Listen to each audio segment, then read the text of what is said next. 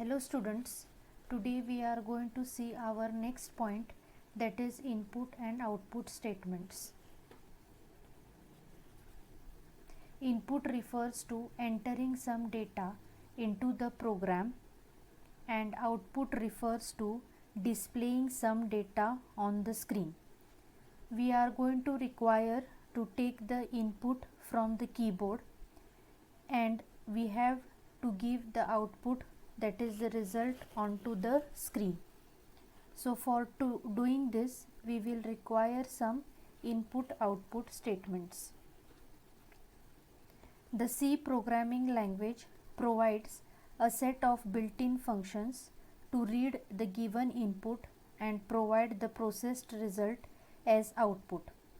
In the C programming language we have some ready-made functions given to us. We have to just use these functions or statements in our programs, and with the help of these functions we can take the input from the keyboard or display the output on the screen. Most programs take some data as input and display the processed data. So basically we are going to require reading, processing and writing of data. These are the three essential functions of a computer program. So we have to give data to the program to process it, and then we are going to take the output. So for reading we are going to require input statements, and for writing we will require output statements.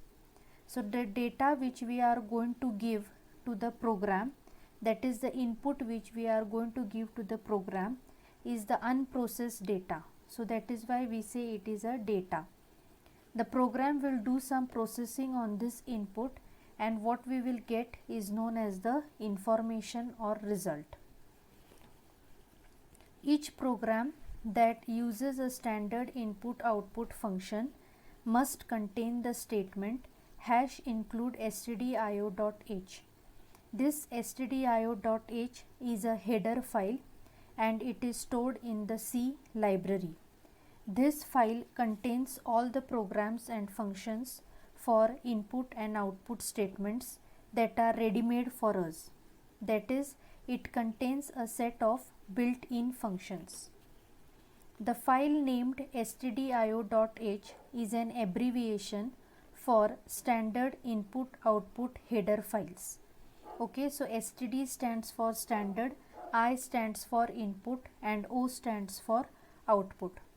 The instruction #include stdio.h tells the compiler to search for the file named stdio.h and place its contents at this point in the program. So when we are going to include this statement in our link section in the C program structure, the compiler will search for this file whose name is stdio.h.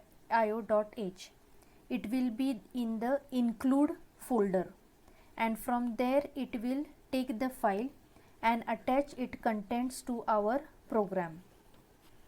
The contents of the header file become part of the source code when it is compiled.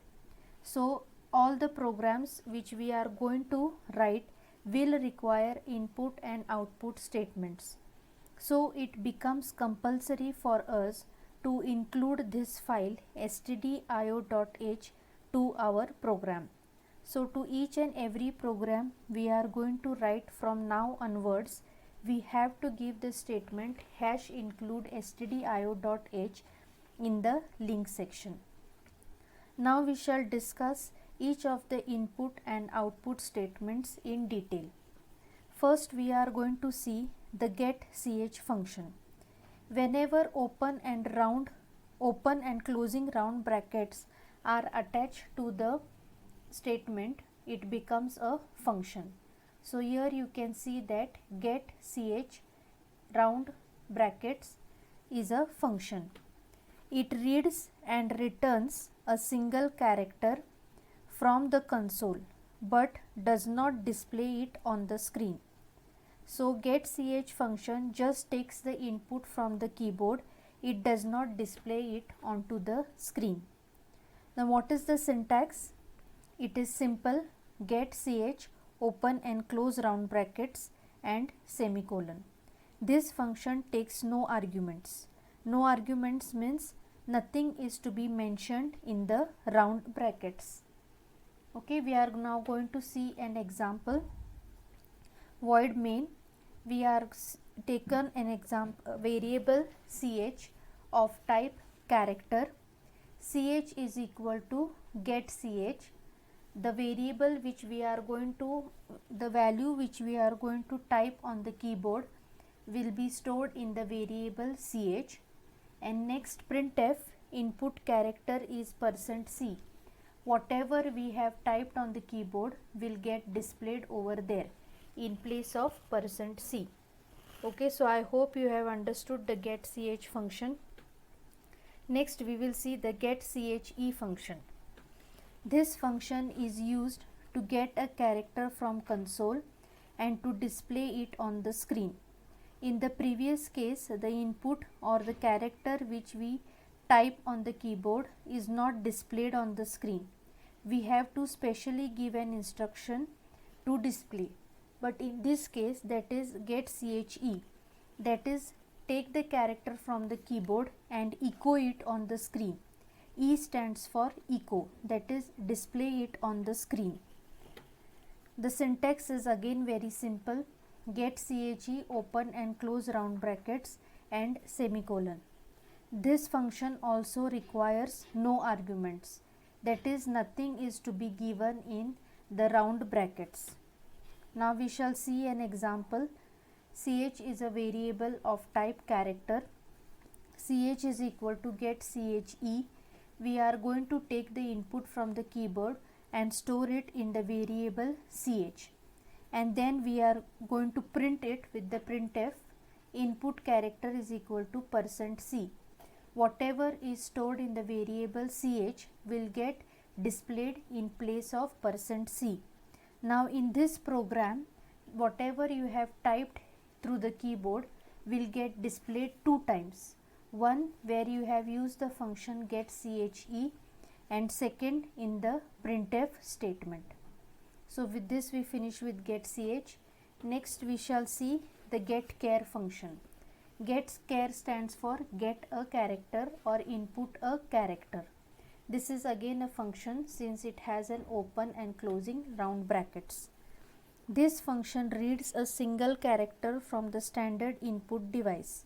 It returns the character it reads or the special value end of file. EOF stands for end of file if there are no more characters available. This EOF or end of file we are going to use only in case when we are using file handling. Now what is the syntax? var is equal to getChar. In this case we are going to require a variable. Variable character is equal to getChar, open and round close brackets, close round brackets. So whatever key we are going to press or whatever value we are going to take from the keyboard will get stored in the variable varchar.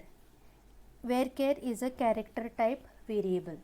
Now you can see in the example, printf enter a single character. Enter a single character will get displayed on the screen. I have taken a variable var of type character. var is equal to getChar, open close round brackets. Okay, here we are going to type any key from the keyboard. That value will get stored in the variable var. Printf, you have entered %c. You have entered, and whatever you have pressed previously, that is whatever value is stored in the variable var will get displayed in the place of %c.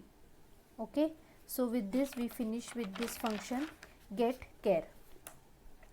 Next we are going to see an output function where we are going to display only a single character. This function writes a single character to the standard output stream std out. The character to be printed is provided to the function as an argument, and if the writing is successful, the argument character is returned. Otherwise, end of file is returned. Again, this end of file is in case of file handling. Now, what is the syntax? As you can see, put char and in the brackets variable name. So, in the previous functions, we have not given any arguments in the round brackets, but in case of put char, we have an argument to be given in the round brackets. Put char, and whatever value we want to display, the variable name is given over there. We are going to see an example. I have taken a variable h of type character. Printf, enter any single character. H is equal to getChar. We are going to input the value with the help of the getChar function. So whatever key I press from the keyboard, that value will get stored in the variable h. Printf, the entered character is putChar h. So whatever value I had stored previously in the variable h will get displayed on the screen with the help of putChar function. So till now we have seen all the input and output functions for a single character of the keyboard. Suppose now you want to input your name or you want to input your address. Okay, name or address consist of more than one characters. So group of characters where we have more than one character is known as a string. Okay, so when we want to input more than one characters, for example, you want to input your name, then we are going to use this function, that is getS. Get stands for input and S stands for string. The getS function reads a string of characters from the user until a new line constant is read or an end of file condition is encountered. Okay, this getS function will take the input from the keyboard, all the characters till you press enter. When you have pressed enter, it will stop taking the input from the keyboard and that whole value will get stored in a variable. Now what is the syntax? Here it is getS and in brackets the variable name in which you want to store the string, that is group of characters. So getS and in brackets string, where the parameter string refers to the character array in which the string value needed to be stored. So here I have taken string 1 as a variable name. The data type of this string 1 is character and this string 1 may contain 100 characters.